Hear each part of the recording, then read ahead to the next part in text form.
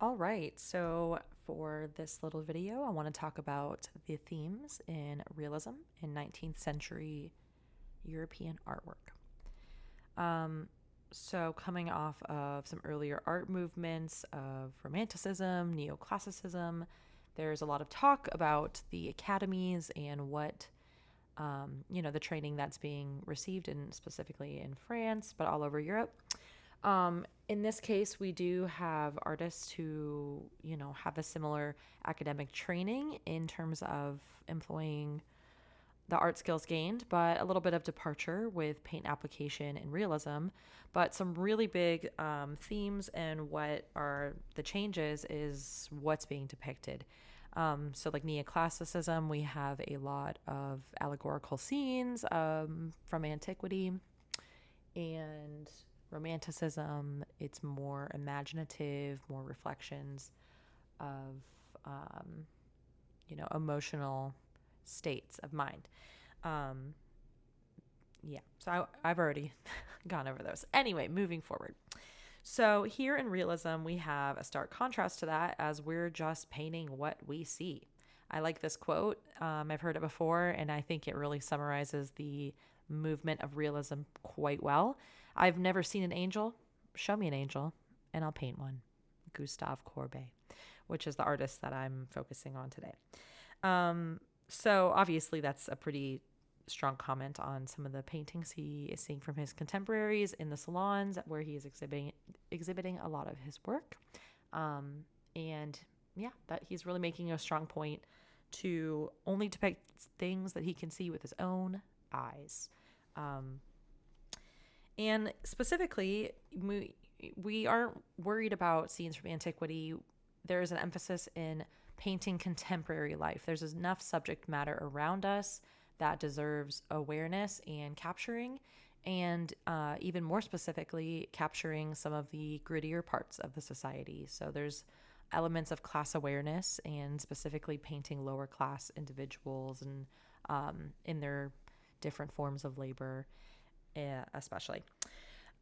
So with that line of, I paint what I see, it's not a dramatized version either. There's no glamorizing, not evoking strong emotions like with romanticism.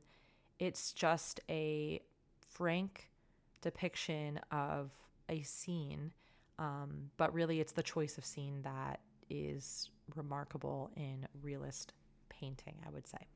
And that paint application is fun and new and innovative. So we like that too. All right, so some of the works that were introduced in my lecture video, and also I want to speak to my students about because the Stonebreakers is in our 250 works of art. Both of these images, both these paintings are from Gustave Courbet. So they're different scenes because one is showing two people, laborers, who are the Stonebreakers, I'll talk about in a minute, and the other is burial at Ornans. Ornans. That is probably the hardest French word I have come across attempting to pronounce. So that's where we're at. Both of these, yeah, they're from the same artist, but I include them because I want to introduce to my work in focus this week. With the Battle of Ornans, it's pretty interesting because there's so many people pictured in this scene, and that is similar to the work that I've chosen, the Painter's Studio, a real allegory, summing up 7 years of my life as an artist. So I just liked the contrast of showing the grouping of individuals, the use of the heavy dark in their outfits, and, you see evidence of this academic training. Even though he is, I believe, mostly self-taught, there is a still adhering to depicting people as they are. And it's not this wild depiction, wild stylization. It's capturing their likeness. And so much so, people were upset by how ugly some of the people were in the image, which I found to be comical and a little rude. A little rude. Yeah. So in this image, though, there is references to different class levels, and there's different grouping of the people and how they're arranged. And that's something that is a strong connection to my upcoming painting. So I wanted to talk a little bit about the Stonebreakers. This is Gustave Courbet's probably most famous work of art. What is really appreciated for it, I believe, is the like materiality of the painting and the way that it's not this super painterly approach where you have like the illusion of paint. It's blended so seamlessly that the emphasis of the actual paint material isn't there. That is like the standard status quo, and this is not trying to do that. It's okay that there are some parts that are not super blended. That is part of the grit of this image. So this image is showing two individuals where supposedly Courbet actually in real life stumbled upon them in, I don't know, some journey along a road, and was so taken by the scene of these laborers who are working the worst job. This is, as the lecture stated, like the lowest of the low. And they just have to sit and break rocks all day. And it is clearly back-breaking labor. You can see both of their backs in different bent positions, straining with holding this weight and then leaning forward as he's breaking these rocks. But yeah, anyway, so he comes across these laborers working this incredibly hard job. They have tattered clothes. You can see the rips in their clothing. And he brings them to his studio to paint, which I would love to know how that encounter went, what that felt like for all three of these individuals. Seems a little awkward to me, but we get this painting from it. So cool. So, this really is adhering to the realist themes as it's painting. There's no emotionalization on their face. It's showing just laborers. But the fact that Courbet has selected to show these lower class individuals in such a hard job is remarkable in itself. So he's really emphasizing the plight of these workers, the lifestyle that they have to live, and just showing an element of society that is not frequently shown in your fancy schmancy salon exhibitions. For my art history students, there's also an important reference to the generational impact that these two figures have, as we have the younger male here and then the older male. So really that's also implying that this is a lifelong career. This is a lifelong station in life that these men are in. So, it's interesting because it when you think about it in a really like, the whole story and background of what's happening here, there is emotion to it, but it still is just a frank, stark, straight up depiction of these individuals as they're doing this work.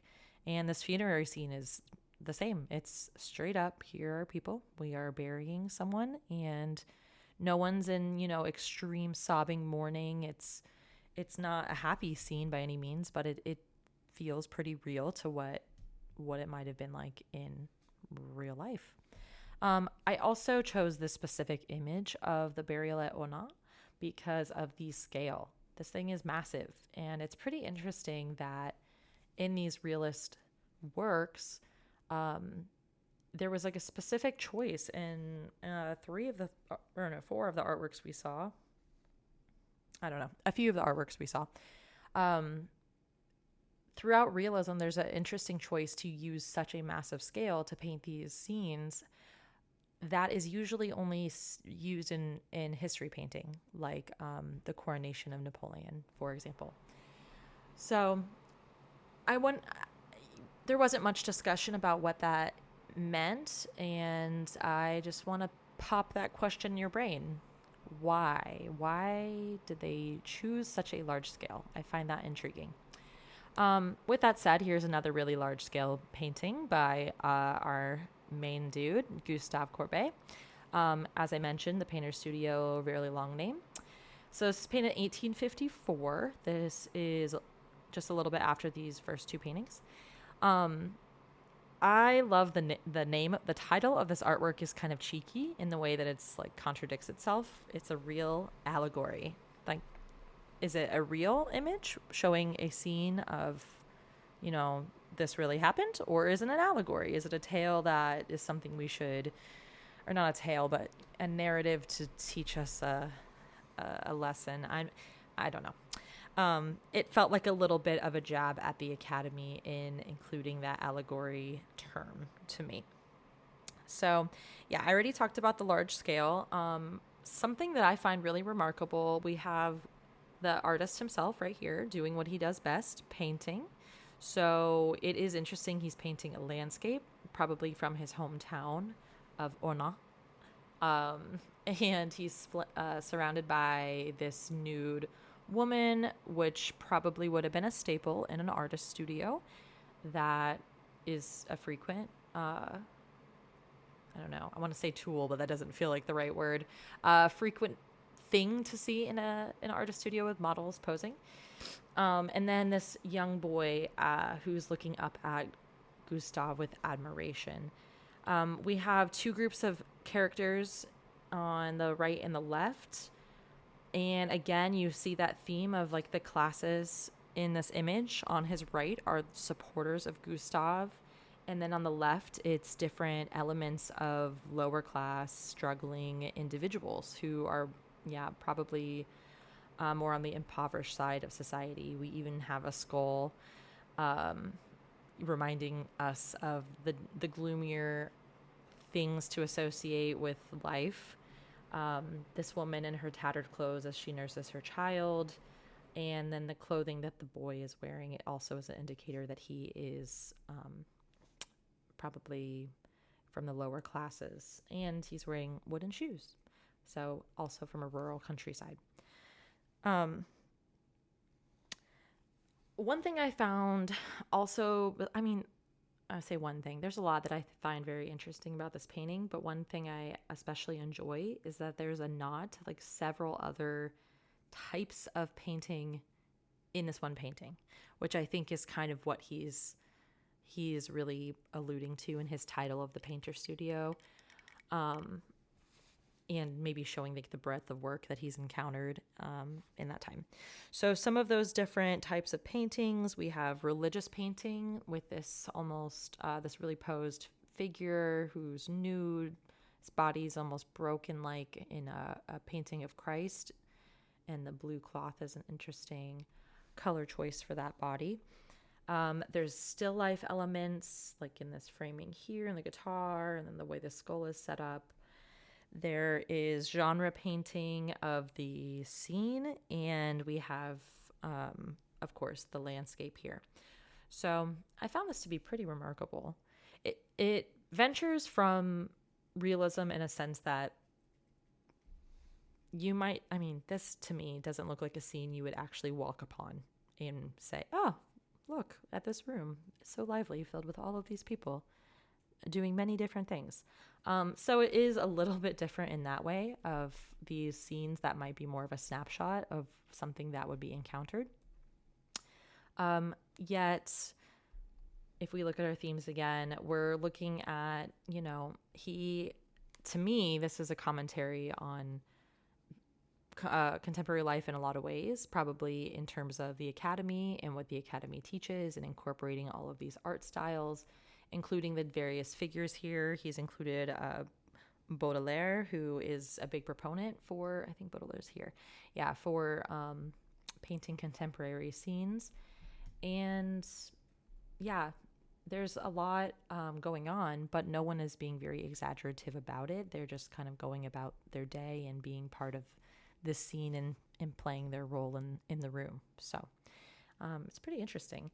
Also, if you look towards the top of the painting, again, it's that more gritty application of paint.